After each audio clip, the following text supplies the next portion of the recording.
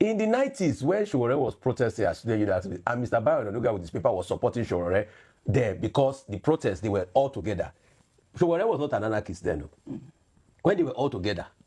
Didn't Showore come out recently to say that even Mr. Onanuga played a fundamental role by supporting the career anarchist? So when they were protesting against June 12th, that Mr. Onanuga was part of against the military, Showore was not a career anarchist then. Because the protest supported them. The lack of Mr. Onanuga giving Showore coverage in his paper then, he was not a career anarchist then. Right. But I'm calling for fairness.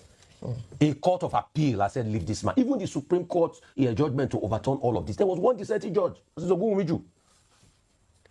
Igbo leaders went to President Buhari, asked for political solution. And we are hearing dragging of this case, dilly-dallying, here and there. And people come out to protest because it's a national matter. And we are casting aspersions on them. This is the same Mr. Onanuga that we used to read all this. I used to press the neck of the mobile on any small thing, bumper to bumper with the news. Yes. But what's changed? That's what we ask. Let's begin what's trending by focusing on reactions to the hashtag Free Nnamdi Kanu protest in Abuja and the southeast states led by activist Omoyele Sowore. The protest brought activities to a near standstill on Monday, October 20th, despite a court order and police warnings. Security operatives fired tear gas and gunshots to disperse protesters in Abuja who were demanding the release of the detained leader of the indigenous peoples of Biafra. In Abuja, the protest began near Transcorp Hilton with protesters chanting, "Free Nnamdi Kanu now." What do we want? Free Nnamdi Kanu! What do we want? Free Nnamdi Kanu! Free Nnamdi Kanu! We are here addressing the press, exercising our rights to freedom of expression, and you can see what the police, what they are doing, the way they are intimidating us as citizens of this country. Free Nnamdi Kanu now! Don't take us off! Free Nnamdi Kanu now! Don't take us off! Free Nnamdi Kanu now! Free Nnamdi Kanu now! Free Nnamdi Kanu now! Let's go to beggar.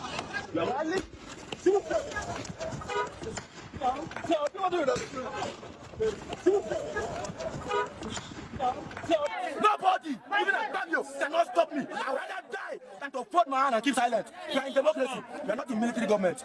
Even during the military government, comrades like Showore protested. We are in democracy, so I have every right to protest. Look at it. I'm a proudly Nigerian. The same police that I, James Mike, aka Flagboy, aka You Talk You Die, I've been protesting for them to pay them good salary. I stood at the National Assembly for days protesting for Nigerian police. All they could do is to come out and tear-gas me. If you can please drop dinner, consider more than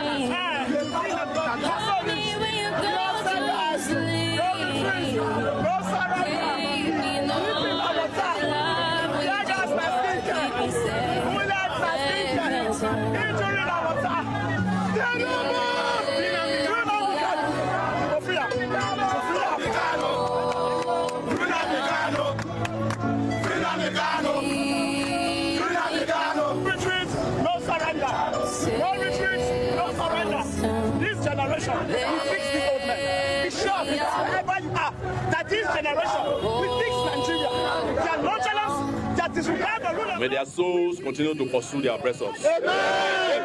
Amen. This was quite intense yesterday in Abuja. Meanwhile, President Tinubu's special advisor on information and strategy, Onanuga, criticized one of Nnamdi Kanu's lawyers for participating in the Free Nnamdi Kanu protest, raising concerns about professional ethics and the principle of sub judice. Onanuga, in a post on X, expressed disappointment over the lawyer's decision to join what he described as a shambolic protest, stating, and I'll pull up Onanuga's post on X there. He wrote, "I spotted Aloy Ejimako, one of Nnamdi Kanu's lawyers, among the small group of protesters mobilized in Abuja by Omoyele Sowore. I wonder what Mr. Ejimako was thinking when he decided to join this shambolic protest. As a lawyer, he should be aware of the principle of sub judice, particularly in relation to the ongoing treason case before the court, rather than focusing on preparing a strong case. Mr. Ejimako has resorted to extra legal tactics, joining a career anarchist. He describes Sowore as an anarchist to influence the process. Legal authorities should consider appropriate sanctions for unethical conduct of the bearded lawyer. And of course, you're laughing at Rufai. Rufai, you're laughing. You're laughing. Yes. I'll give you the opportunity. Yes, he called him an anarchist.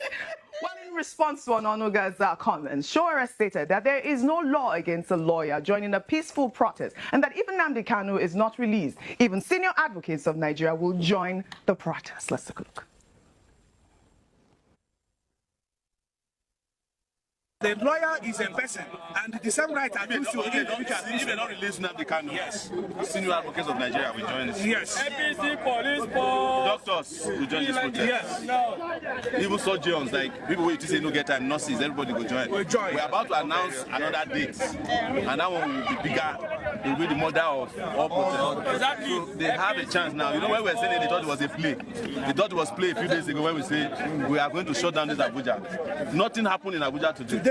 Even the judge that gave the order that we should not do protest, asked us to come back to their head, he did not sit. He couldn't make it to his office. So we are not playing. We are not playing, but we are working to get our protesters, the legally arrested protesters. All right.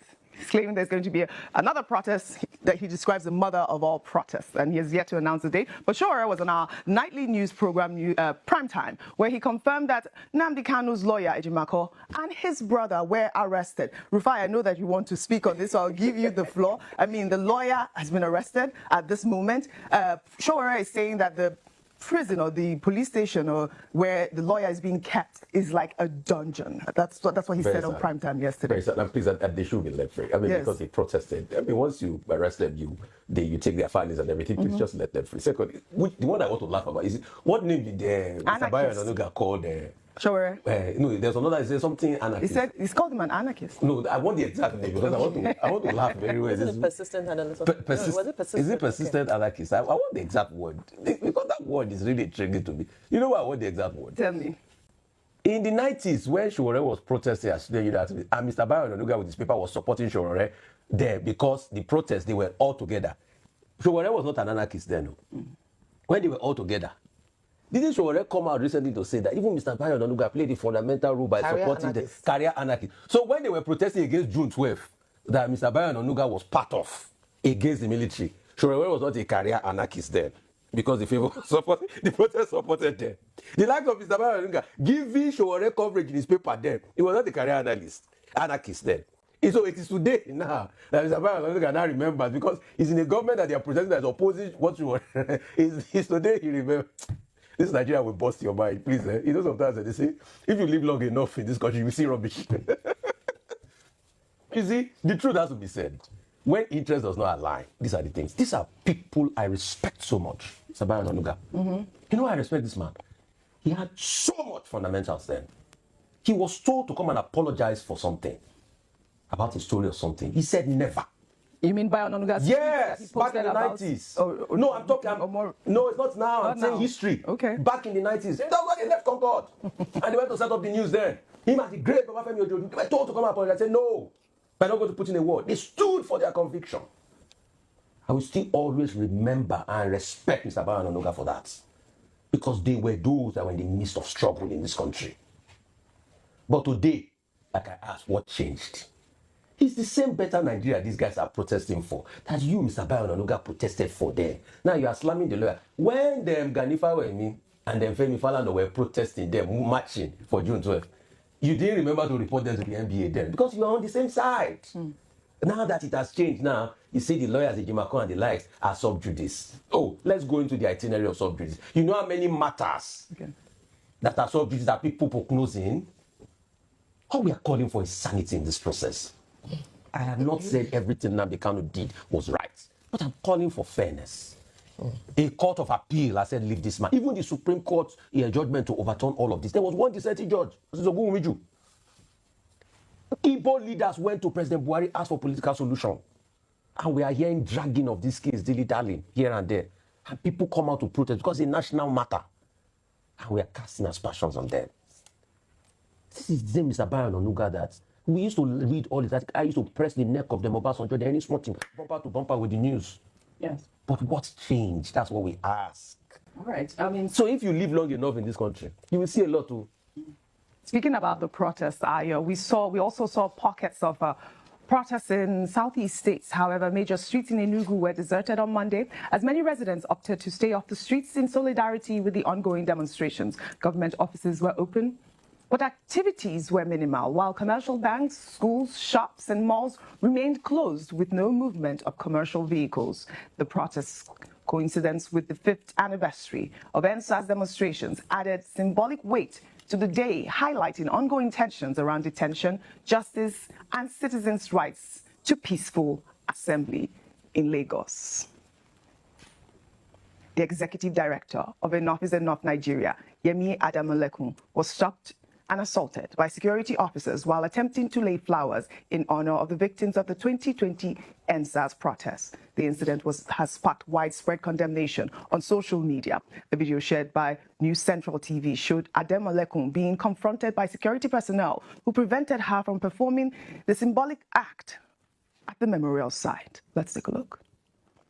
We will take us down and build our land in faith to defend what is ours. Here we are as a people with. Better stop that.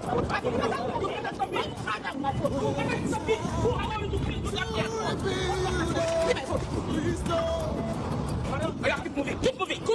Where freedom reigns and truth prevails, our land where there's hope for us all. It's completely unacceptable. The Lekki toll gate has become a symbol site for remembrance of the NSAS victims, where Nigerians annually commemorate those who reportedly lost their lives during the October 2020 protests. This incident raises questions about the right to peaceful remembrance and freedom of expression in public spaces. I'll take some reactions on X. This person actually posted on Instagram, stating, "It's painful to watch this. She only came to pay respect, yet she was treated like an enemy. When will we learn that power should serve the people, not crush them? They fear remembrance because truth exposes guilt. No one should be assaulted for honoring the victims." Well, Deji Adeyoju also condemned this. He wrote on X, "I condemn the harassment of notable human rights activist Yemi Adamalekun of Enough is Enough Nigeria by the ever senseless security agents who have no respect or regard for human rights in Nigeria." And that's the actual point.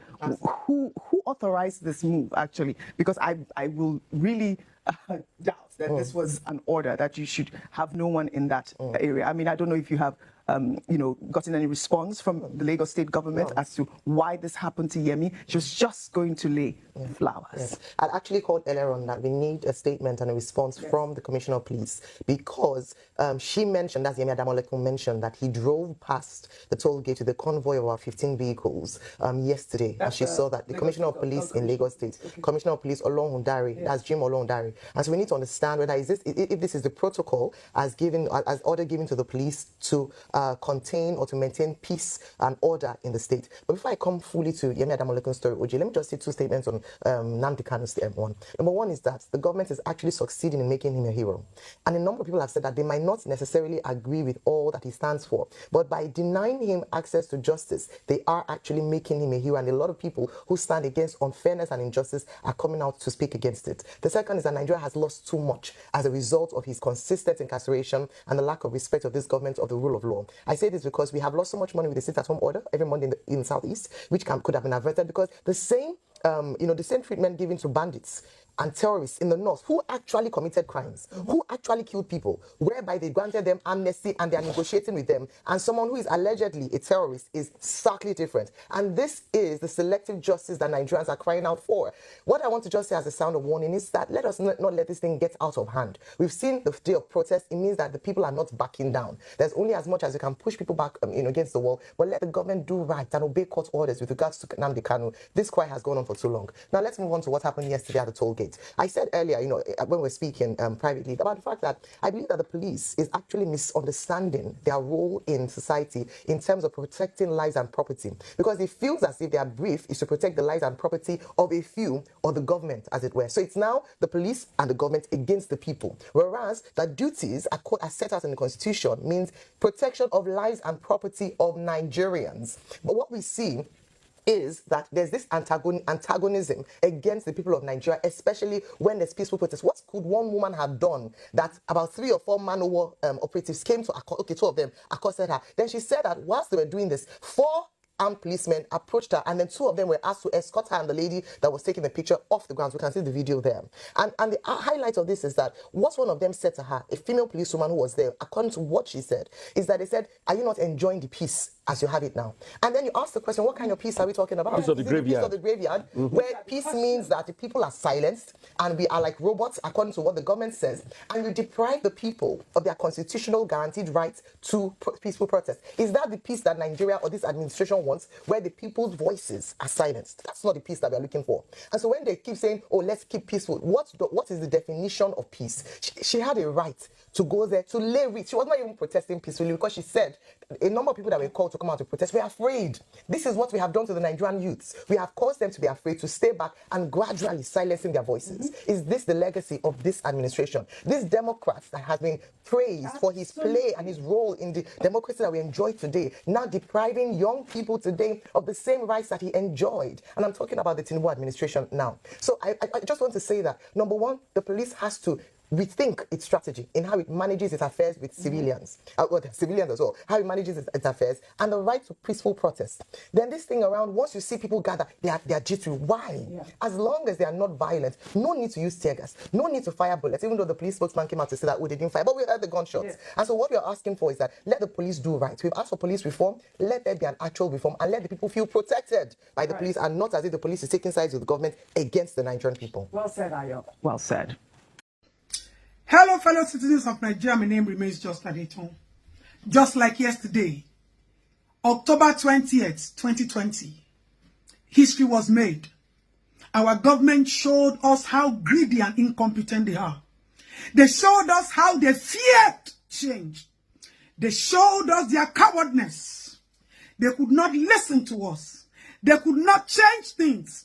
But all they did was they released army and told them to silence our souls and our spirits and our bodies.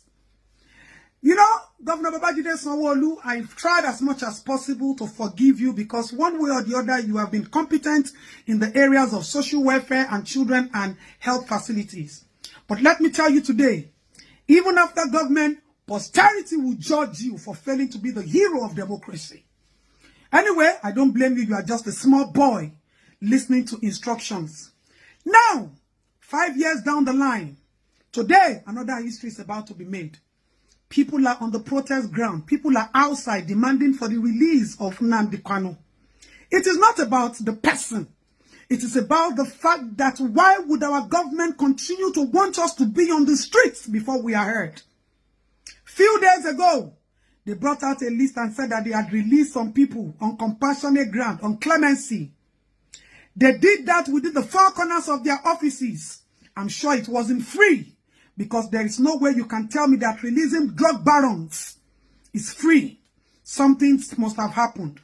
President Asiwaju Bola Ahmed Tinubu, with all humility and dignity and as a citizen of the Federal Republic of Nigeria, if you cannot meet the demands of these people on the street, bow your head in shame.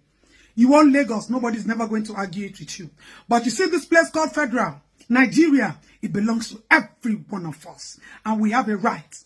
The only way the government can make things right is to understand that you have killed the spirit of innocent citizens. And you have detached emotions away from Nigerians. People always tell me Nigeria is not worth fighting for. It is not Nigerians. It is Nigeria. There are 2 different things. Nigerians are different from Nigeria. If Nigerians are not worth fighting for, it is because you destroyed everything called Nigeria in them. President Asiwaju Bola Ahmed Tinubu, rule this country in fairness. Rule this country with your conscience, and understand that you being the president of this country is an assignment for you to fix a lot of things. Fix the errors, fix the mistakes, And don't think that this is a country that you can own inside your pockets. It is not possible. If the demands of those people are not met, then this government is already a failure. Because there is no reason why there should be a disconnect between citizens and its own country. And this is what this government is doing now. I weep for you all. I weep for how you sold your conscience. I weep for the quest of power in the spirit of greed. Are you people not ashamed of yourselves? Are you people not ashamed that you will come on social media and say that citizens are abusing you and they are insulting you? You can hear the insult, but you cannot feel their pains. What more do we call this government than call it a government of shame and incompetence? A government that people have to come on the street to demand for what they think is equity, equitable distribution of justice and compassion. Nigeria must be great. There is no shall in our statement. Nigeria must be great. Asiwaju Bola Ahmed Tinubu, if you cannot make Nigeria great, then shame and woe betide unto people like you who call yourself leaders, but you don't know what it means to feel the pain of a common man. Whatever Justice Nnamdi Kanu has done is not about the issue. It's about the fact that there are people in the face of the law that have done worse things. Now, I said it the other day, I said scrap NDLEA. Because what is the point if people will be arrested for drugs and at the end of the day, they will be released on some kind of grounds? We have not forgotten NSAS. We might have moved on with our lives, but our pain still lives in us. And if you feel that you are not part of it, Asiwaju Bola Ahmed Tinubu, you were part of it, because when you were supposed to speak, you could not speak because of your agenda, your personal ambition to become the president. You could not stand for us in Lagos. You hid yourself under your roof. You could not come out to say a word. Now power is in your hands. What are you supposed to do? Make amends. Say sorry with your actions. Say sorry with your compassion to Nigerians. But you are too big because you feel you have power in your hands. But you have forgotten something. That this is our motherland. Ile mama waniyo. Ile baba waniyo. Ile oyi ile wara. Nigeria is our own. Nigeria is our own. And if our leaders cannot fix it, and our youth have become nothing but content creators because they don't believe in this government and they are completely detached in this government. They've broken the chain of poverty with a strong mind of disconnect as Nigerians. Shame unto this government. Asiwaju Bola Ahmed Tinubu, shame unto you if you will not fix this country. Let me tell you all something. I don't fear anything and I don't fear anybody. The only fear that lives in me and will continue to live in me is to fail my motherland called Nigeria. I have sworn by everything called faith in Christ not to fail my country, and so help me God.